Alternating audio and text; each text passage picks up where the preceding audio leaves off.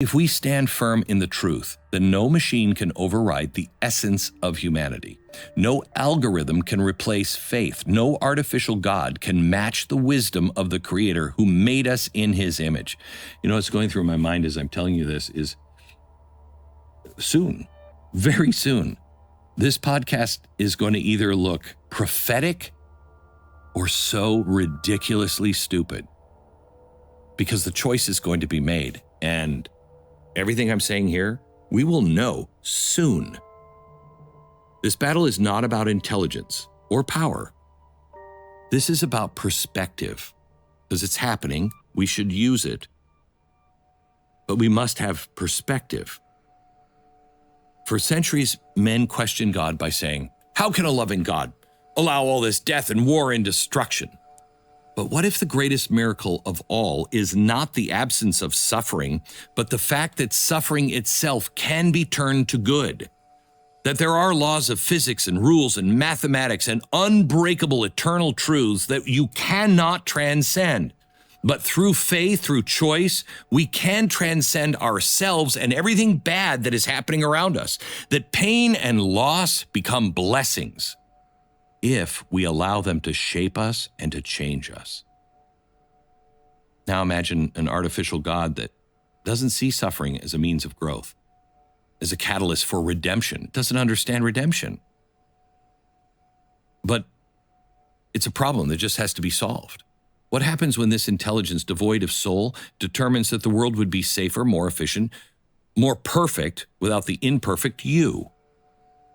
What happens when it decides that mankind itself is flawed, irrational, and emotional? And how are we ever going to get order unless we get rid of these people? The true danger is not that AI will turn against us in some sort of, Terminator apocalyptic war. But instead, the real danger is that we will turn to it willingly, trustingly, and only realize too late that we have just given up control. Not just control, free will, and our very purpose for being alive. That's another question you should ask. Why are you here? Why were you born? What is your purpose? And I guarantee you, you have one. There is a reason. There's a reason everything in your life is happening right now. You have to discover that. What happens when we have thrown or handed over the throne of our world to something that doesn't understand mercy, that does not see beauty and imperfection, that does not believe in the value of a single, fragile, irreplaceable human soul? I wanted to take this time on this podcast just to say, please take this moment seriously. A lot of your friends will not be thinking this way. I don't know how many people are going to watch this podcast because I don't know how many other people are thinking this way. But technology is not going to save us.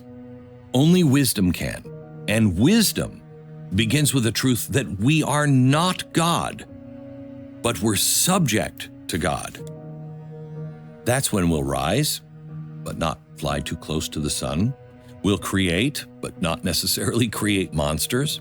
We'll enter a period of rapid technological advancement with our feet firmly planted on the ground.